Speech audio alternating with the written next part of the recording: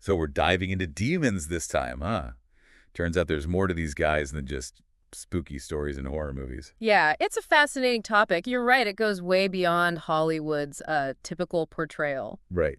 So you sent over a bunch of Wikipedia excerpts on how different cultures view demons.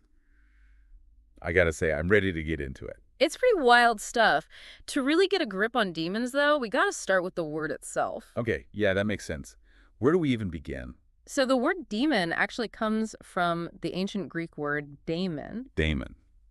Like a daemon. Well, yeah, but the thing is, it wasn't always a bad thing for the Greeks. They saw daemons as like spirits, divine powers even, sometimes even a source of inspiration, believe it or not. Wow, that's a far cry from the evil beings we usually picture, huh? So what happened? When did things change? Well, a lot of it has to do with how early Christian texts were translated, specifically the Septuagint. Well, what now? The Septuagint, it was the ancient Greek translation of the Hebrew Bible. It used this word daimonia to represent different Hebrew words for like evil spirits, unclean spirits, that kind of thing. So using daimonia in that way, Yeah, it's like they kind of accidentally made it a bad word. exactly. And of course, this translation had a huge impact on how early Christians understood these beings. And that understanding, unfortunately, got passed on to the New Testament, solidifying this whole idea of a demon as purely evil. Wow. Talk about a PR nightmare for daimons, right? Yeah. It really makes you think about how much a word's meaning can change over time. But even with that shift, it seemed like demons weren't always seen as totally black and white, especially across different cultures. Like, the Wikipedia stuff talks about this Mesopotamian demon, Lamashtu, and she is terrifying, preying on infants, causing all kinds of suffering. Oh, yeah. Lamashtu was deeply feared in ancient Mesopotamia. People blamed her for miscarriages, infant deaths. It's no wonder they were terrified of her. Right, and they would use amulets, talismans, all sorts of things to try and get protection, right? Absolutely. They even pleaded with other deities, hoping they would intervene and keep Lamashtu away. It's wild, because then you've got Pazuzu, another Mesopotamian demon, often depicted as super menacing. But then people also called on him for protection. Sometimes even protection from Lamashtu. It just seems like a bit of a contradiction. How can a demon be both a protector and a threat? It's a great point. And it shows just how complex Mesopotamian demonology really was. See, demons weren't just good or evil. They were more like forces of nature, I guess you could say, capable of both destruction and sometimes a strange kind of chaotic balance. So instead of some strict moral code, it was more about understanding a demon's powers and how they interacted with the world. Exactly. Their actions depended on the specific demon, the situation, what the gods wanted. It wasn't a simple black and white situation. And this whole nuanced view of the supernatural wasn't unique to Mesopotamia either. Remember the bunyip from Aboriginal Australian traditions? They're pretty complex too. Right, and the material was very clear. We can't just assume these were evil creatures, right? Absolutely not. Bunyip, just like those Mesopotamian demons, they were tough to categorize. Spirits linked to water holes, sometimes they were tricksters, other times protectors. They could even be sources of knowledge. Applying our modern ideas of good and evil to these old belief systems, it just doesn't work. It's like trying to fit a square peg in a round hole. You lose all the interesting details. Exactly. It's like you said, context is key. In fact, the material even warns about, trying to define those ancient Egyptian concepts with our modern ideas. Which is really interesting because even though the ancient Egyptians, they might not have had a specific word for demon, they still had plenty of entities that could really mess you up, right? Oh, absolutely. They might not have had one category for demon, but they definitely had a handle on malevolent entities. They even had special ways of writing their names in those magical texts. Oh, really?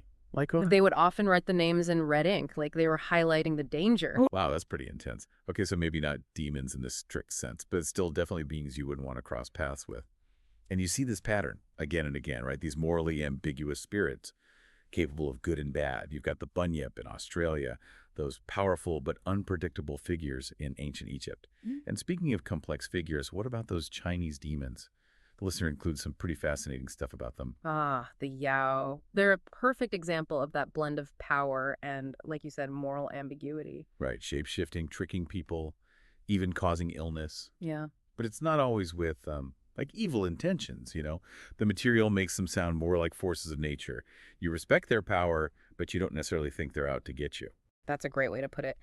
The Yao, just like so many figures in folklore, they don't fit neatly into our categories. Their motives can be all about self-preservation, keeping things in balance, sometimes even a sort of cosmic playfulness. Which, let's be real, is way more interesting than just plain evil. Like, are they trying to help? Mess with us? Teach us a lesson? Who knows? Exactly. And that's what keeps those beliefs alive, that element of mystery. And it goes way beyond just the Yao in China, this idea of morally gray areas, spirits caught between worlds. It pops up everywhere. Look at the Fae in Celtic folklore. Oh, yeah. They're a perfect example. The Fae can be so beautiful and magical, Hmm. but you get on their bad side, and you might find yourself lost in the woods or, turned into something strange. Exactly. They're a great example of that mix of wonder and danger. It's a reminder that nature and those forces in nature, they're not always something we can easily control or even understand. You got to be respectful, cautious, maybe even a little humble when you're dealing with that realm. It's a good thing these stories are here to guide us, right? Yeah. But all this talk of ancient spirits, these figures who can be good or bad, where do demons fit into organized religion? The Wikipedia material touches on that too, yeah. It does, and it's fascinating how different religions have dealt with this whole idea of demons. Take Judaism, for example. They have the Shadim, and those are definitely seen as demonic. But even then, it's not totally clear-cut, right? And like they're not just off doing their own thing. Right. Sometimes they might cause illness or bad luck, sure. But the material also says they could act on behalf of God, carrying out some kind of divine purpose. So even in a monotheistic religion, one all-powerful God, there's still this idea of other forces at work, these beings that don't fit our ideas of good and evil. It really makes you think about that human need to explain the unexplainable, to find meaning in suffering, even if it means working within those established beliefs. And even within those beliefs, you find different opinions, different interpretations battling it out. It's like we're all trying to put together this massive puzzle, but the pieces don't always fit, do they? Yeah, it's like we're all searching for those answers, even when they challenge what we think we know. And that brings up a really interesting point. The Wikipedia excerpt, it even mentioned this Jewish philosopher, Maimonides. Oh, right, Maimonides. He wasn't exactly sold on this whole demon thing, was he? No, not really. I mean, lots of people accepted the Shedim, you know?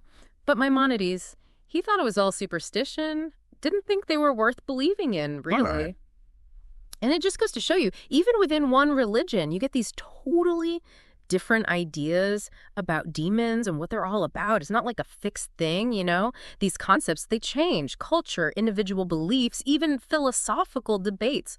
It all plays a role. It really makes you wonder, where do these interpretations go from here? I mean, we've come from these ancient spirits and gods to these philosophical arguments about, like, the nature of evil. It's kind of wild. It really is. Yeah. And the excerpt, it actually offered one modern take I found pretty fascinating, this idea that demons are basically metaphors, like for our own internal struggles, psychological stuff. It talked about this psychiatrist, M. Scott Peck. He wrote a lot about evil, possession, Yeah. even exorcism. Scott Peck. Now, there's a name that gets people talking. His book, People of the Lie, was a huge hit. But his views on demonic possession, like his belief that exorcism was sometimes necessary, well, let's just say not everyone was on board with that. That's putting it lightly. Peck's work, super controversial. But he really saw himself as bridging this gap between those traditional beliefs about evil and modern psychiatry. Right. But a lot of people felt like he was mixing things that shouldn't be mixed, you know? Right. But still, it brings up some really interesting questions, like why are these ancient ideas still around, especially in this modern world? It's like no matter how much we try to explain with science and logic, there's still that part of us, that gut feeling that's looking for answers in the unknown. Exactly. And maybe that's why demons, the whole concept, it just won't go away. It's a reflection of what's going on inside us, our struggles, our anxieties, things we're afraid of in ourselves, in the world. Which actually leads to a pretty big question, doesn't it? Yeah. If demons really are a reflection of our fears, what are they going to look like in the future? What will we be afraid of? Ooh, that's a good one. I mean, think about it. Technology is changing everything, right? We've got climate change, AI. What if our anxieties start to create new kinds of demons? Digital beings that represent our fear of technology taking over, or maybe entities that embody this potential for chaos from a changing climate. It's kind of a lot to think about.